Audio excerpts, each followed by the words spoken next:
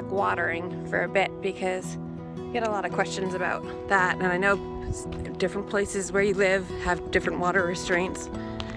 We have a well, it's a pretty decent sized well that we use for the house and everything else.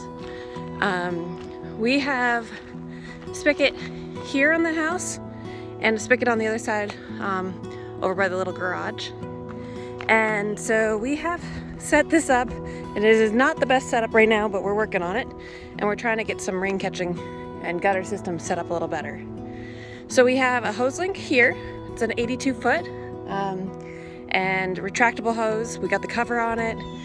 This allows us to water here, to wash the vehicles in the driveway, fill the green stock right here, wash the grills over there. And then we also have right now some grass seed growing. And this is a sprinkler setup, so it's really nice having this button right here from the Hoselink, the shutoff valve, so we can actually access it right here. This section here, I didn't even know these existed up until a few years ago when Jay got them, but they go on top of your T-posts, right now a stake, and they are made for sprinkler systems. So this is, highly recommend these if you are seeding anything, like our grass here. And then I also highly recommend always having a valve at the end of your hose when possible. So from the house, we've got a split here. And so one goes to the Hoselink, one goes to this hose here that follows along our fence underneath our steps. And it goes all the way to the shed. So as we get to the shed, which the guys have been working on this weekend, so it's a little messy, but we have a 4-way splitter. So this is coming from the house to the shed, and then this is like our command control area. So we've got this one that goes down to the field garden down there, which I'll show you guys in a second. And then this guy goes to the greenhouse. And so I can control on off here very easily. So if I turn this one on, this goes down across the little driveway here to our lower lot. It's not really a driveway, but tractor road, and comes to our Hoselink. You guys have probably seen a million times. This was our first one that we got, and this waters. This is an 82 foot, and I have it out because I've been watering all morning. It waters our hoop house.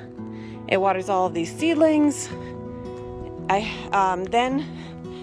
So that line goes to the Hoselink, and then there's another 2-way splitter here, and that black one goes to an irrigation setup here.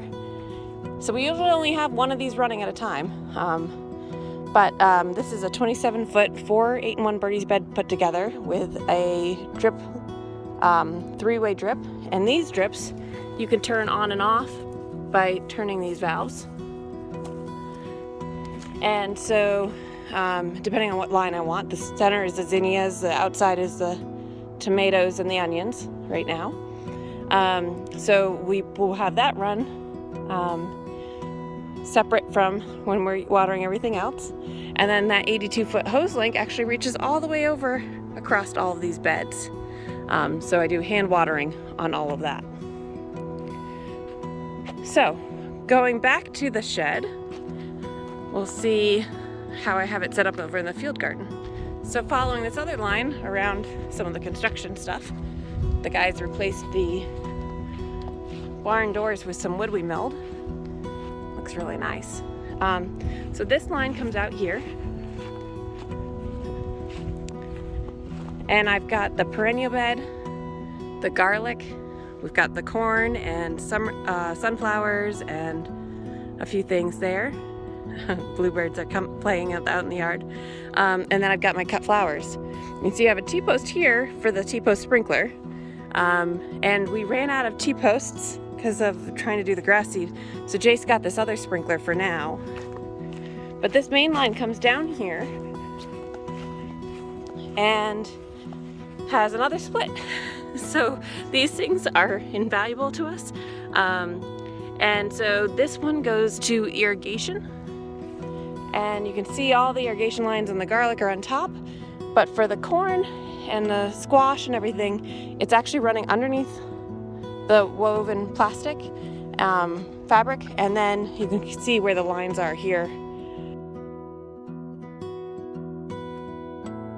We'll see. This is the irrigation kit from Johnny Select Seeds that we got just as a starting kit. I did get the 1,000 foot of tape. I believe it holds every 6 inches, but I could be wrong. I can't remember here.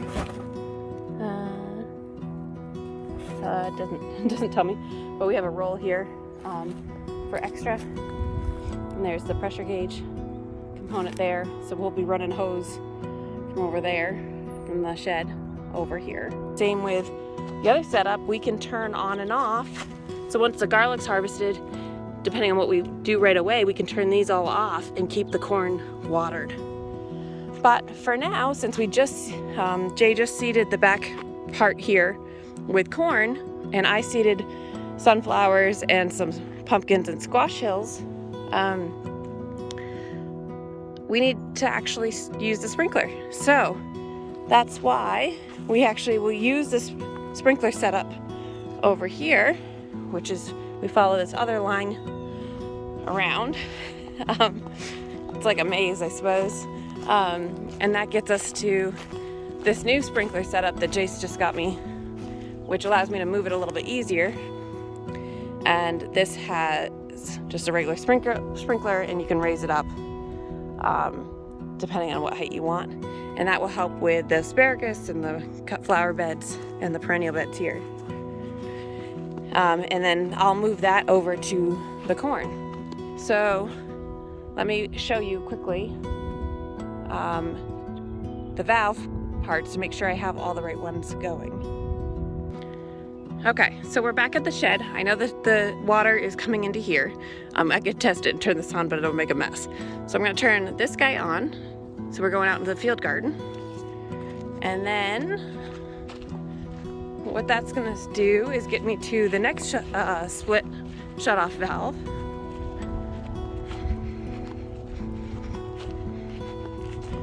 Over here. And ideally we'll run more irrigation soon.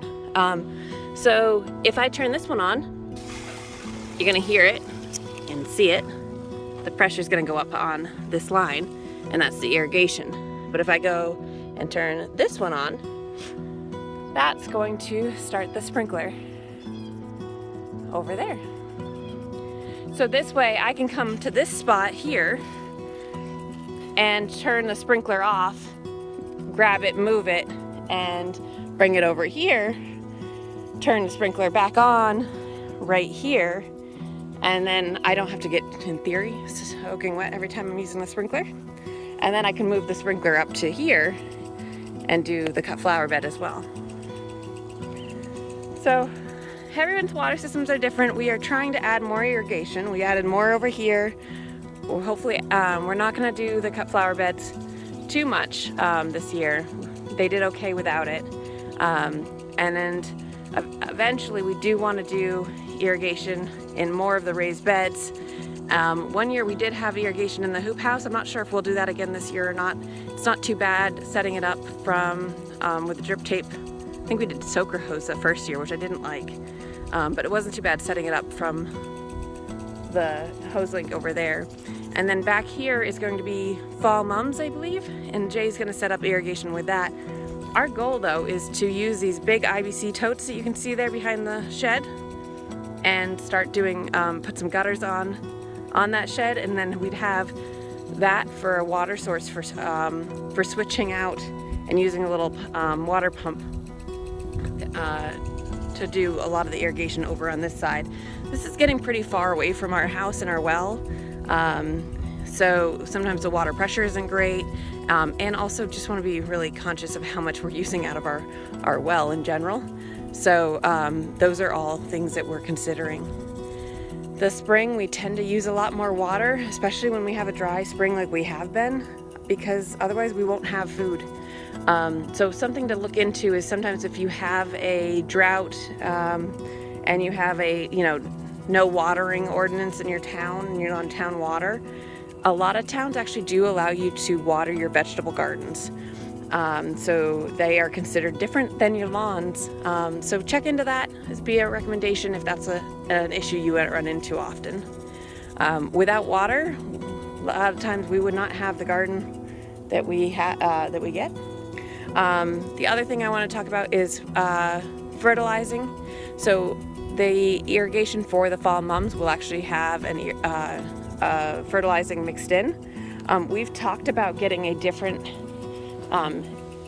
head unit here so that there's a fertilizer component to feed the corn. They're a high, there's a grass, so it's a high nitrogen eater. So having something that we could fertilize wouldn't be bad right into the drip lines. Burying the drip lines is much better because that allows you to conserve water even more than, again, the sprinkler waste is quite high. So definitely another thing to consider. But the garlic, you can see, definitely helps having water on your garlic. You got to be not too much, right? You got to find the right balance. But for the most part, this has been a huge time saver. Once, in another couple weeks, I won't have the sprinkler out here much at all. Maybe just for the perennials, if it gets really dry, I'll do it really early or really late in the evenings. The asparagus bed and things like that would be good. So that was the Oriole, if you heard that. So that's the water setup that we have right now. There's definitely a lot more to fix and to try to go even more to drip lines. We talked about eventually putting irrigation in here. In the perennial bed, and this will be cut flowers also. So there's a lot of different things that we're looking at to try to conserve more water than we already are. But in general, to grow a really strong garden with the stuff we're trying to grow, we need water. And that's just part of the sun, the water, right? And it's just, and good nutrients, the key components to having a garden. So that's where we're at right now. And I hope maybe this helps you, but the irrigation doesn't have to be too scary. You just have to follow it and make sure that, your water is running in the right direction, which is, you can't help really, all right? Because, and then you've got to make sure, I highly recommend to get the splitters with the shutoff valves, or even the shutoff valves at the end of each of your line. Makes it a lot nicer and easier. So, yeah, hope this helps. And if you have questions, let us know. Jay's been doing all the infrastructure here, so he's really the master of all of that. But you can tell right now I have hoses all over the place right here, but this is usually only one line across. This Hoselink will go away pretty quick. I just gotta finish watering in the hoop house as well. So that, yeah, thanks for watching, and happy gardening.